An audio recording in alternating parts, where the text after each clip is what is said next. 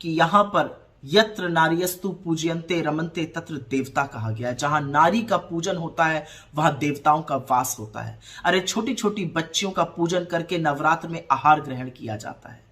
नारी के शक्ति स्वरूप की, देवी मां के शक्ति स्वरूप का पूजन होता है, जिन्होंने देवताओं और असुरों के महासंग्राम में असुरों का संहार किया। तो आज जब कुछ लोग हिंदू धर्म और शक्तियों पर ज्ञान दे रहे हैं तो उनसे मेरे कुछ सवाल हैं शक्ति स्वरूप को लेकर। मणिपुर में जब आदमखोरों की भीड़ दो बेटियों को नोच रही थी तब शक्ति स्वरूप नजर नहीं आया था। कानपुर में जब दो नाबालिग बेटियों के शव लटके मिले तब शक्ति स्वरूप नजर नहीं आया। हाथरस की हैवानियत में जब बच्ची को 2:30 बजे रात को जला दिया गया तब शक्ति स्वरूप नजर नहीं आया। कुलदीप सिंह सेंगर ने जिस बच्ची का बलात्कार किया और दोषी पाए गए, शक्ति स्वरूप नजर नहीं आया। क्या शक्ति स्वरूप रामदुलार गोंड ने जिस नाबालिग बच्ची का यौन शोषण किया उसमें नजर नहीं आया? क्या शक्ति स्वरूप उस बच्ची में नजर नहीं आया जिसका यौन शोषण चिन्मयानंद ने किया? क्या शक्ति स्वरूप लखीमपुर में जिस औरत का चीरहरण हुआ उसमें नजर नहीं आया?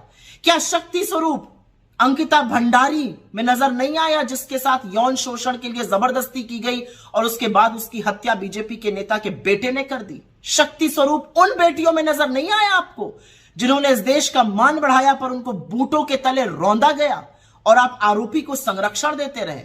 और आज भी एक के बाद एक अश्लील विभत्स वीडियो जो आपके नेताओं के, आपके सांसदों के सामने आ रहे हैं उसमें बेटियों का शक्ति स्वरूप नजर नहीं आ रहा है।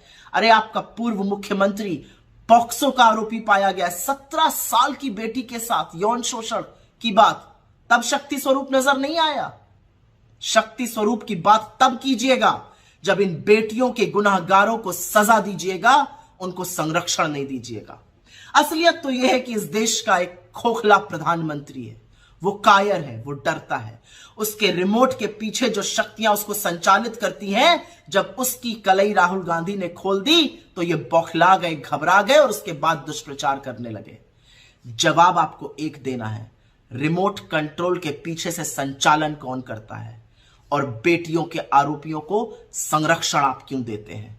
शक्ति पर बात तब कीजिएगा जब इन 2 सवालों का जवाब दे पाइए, वरना बैठ जाइए, क्योंकि पिछले 10 सालों में इस देश में शक्ति स्वरूपाओं के साथ जो हुआ है वो पूरा देश जानता है।